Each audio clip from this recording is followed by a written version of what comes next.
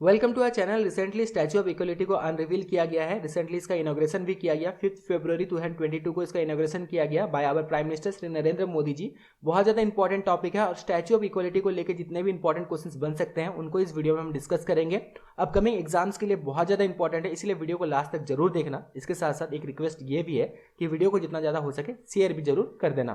तो चलिए बिना टाइम वेस्ट करते हुए फाइनली इस वीडियो को स्टार्ट करते हैं। Where is statue of equality located? Muchintal near Hyderabad, Chennai, Bengaluru, Visakhapatnam. तो इसका सही जवाब है ये है option number 1, Muchintal near Hyderabad. कभी कभी एग्जाम में जो है सिर्फ बड़े सिटीज का नाम दिए जाते हैं, जैसे हैदराबाद, चेन्नई, बेंगलुरु, विशाखापट्टनम। तो ये जो है ये ध्यान रखना, स्टैचू ऑफ इक्वलिटी जो है ये जो है हैदराबाद के पास में जो है लोकेटेड है। पर्टिकुलर प्लेस जो है ये है Muchintal. Statue of equality is a statue of, तो ये बेसिकली किनका स्टैचू है? वक्ता रामदास, अन्नामाचार्य, कबीर, रामानुजाचार्य। तो ये जो स्टैचू है ये बेसिकली रामानुजाचार्य का जो है ये स्टैचू है। तो रामानुजाचार्य जो है इनके बारे में थोड़ा जानना बहुत ज़्यादा इंपॉर्टेंट है, क्योंकि ये कौन थे और स्टैचू ऑफ इक्वलिटी जो है ये बेसिकली इनका ही स्टैचू है। और ये स्टैचू ऑफ इक्वलिटी इन्हें क्यों कहा जाता है, ये स्टैचू को, इसके बारे में जानना जरूरी है। यहाँ से क्वेश्चन बिल्कुल बन सकता है। तो रामानुजाचार्य जो थे ही वॉज बेसिकली अ वैदिक फिलोसोफर एंड सोशल रिफॉर्मर। इनका जो जन्म हुआ था तमिलनाडु में हुआ था, श्री बुदूर में इनका जो है जन्म हुआ था। 1017 में इनका जो है जन्म हुआ था। तो ये सारे बिल्कुल ये ध्यान रखना, यहाँ से क्वेश्चन बन सकता है। 1017 में इनका जन्म हुआ था, तमिलनाडु के श्री पेरम्बुदूर में इनका जन्म हुआ था। और ये जो है बेसिकली स्टैचू ऑफ इक्वलिटी इसलिए कहा जाता है बिकॉज इनका भले ही जन्म साउथ इंडिया में हुआ था, लेकिन इन्होंने पूरा इंडिया में जो है इन्होंने ट्रैवल किया और इसके साथ साथ इन्होंने इक्वलिटी और सोशल जस्टिस को बहुत ज़्यादा प्रमोट किया। इसी वजह से जो है ये स्टैचू को कहा जाता है स्टैचू ऑफ इक्वलिटी। इसके अलावा भी ही रिवाइव्ड भक्ति मूवमेंट जो है इनके द्वारा रिवाइव भी किया गया था। इसके अलावा अगर हम देखें तो इन्होंने एनकरेज भी किया था, जो टेम्पल्स वगैरह है ये जो है इन्होंने कहा था ये सबके लिए खोल दिया जाए, irrespective to caste and position in the society. इसके अलावा जो भी रिचुअल्स फॉलो किए जाते हैं टेम्पल्स में उसका सही प्रोसीजर क्या होगा, इसको भी इन्होंने जो है बहुत सारे टेम्पल्स में प्रमोट किया था कि इसका सही प्रोसीजर क्या है। एक रिचुअल्स को फॉलो करना जो टेम्पल्स में किया जाता है, इसका सही प्रोसीजर जो है उनको भी इन्होंने प्रमोट किया था। इसके अलावा नेचर से जो है ये प्यार करना, इसे कंजर्व करना, इन्होंने भी इसके बारे में भी इन्होंने जो है डिस्क्राइब बहुत जगह किया है। इसीलिए जो है स्टैचू को स्टैचू ऑफ इक्वलिटी भी कहा जाता है। आगे बढ़ते हैं।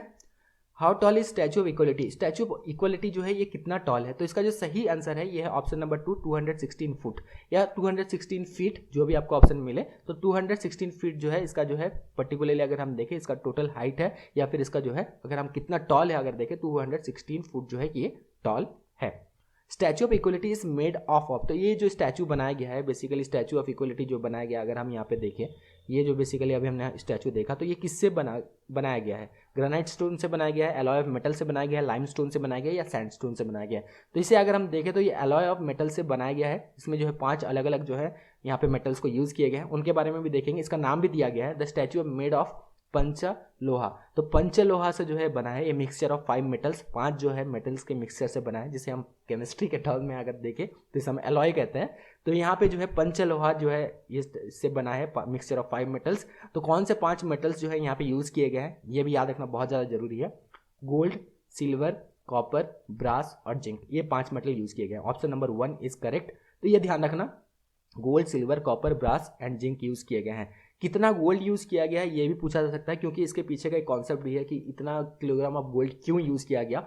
तो यहाँ पे अगर हम देखें तो 120 केजी जो है 120 किलोग्राम्स ऑफ गोल्ड जो है यूज किया गया था, क्योंकि जो रामानुजाचार्य थे इनका जो पूरा लाइफ स्पैन था 120 साल जो है इनका लाइफ स्पैन था। इसी वजह से जो है 120 किलोग्राम जो है यहाँ पे बेसिकली गोल्ड यूज किया गया है। ये बेसिकली इसी वजह से जो है 120 किलोग्राम जो है गोल्ड लिया गया है। ये बेसिकली इसके पीछे का कॉन्सेप्ट है कि 120 किलोग्राम गोल्ड ही क्यों अगर पूछा जाए, तो इनका लाइफ स्पैन जो था 120 जो है ईयर्स था, इस वजह से जो है इतना गोल्ड लिया गया है।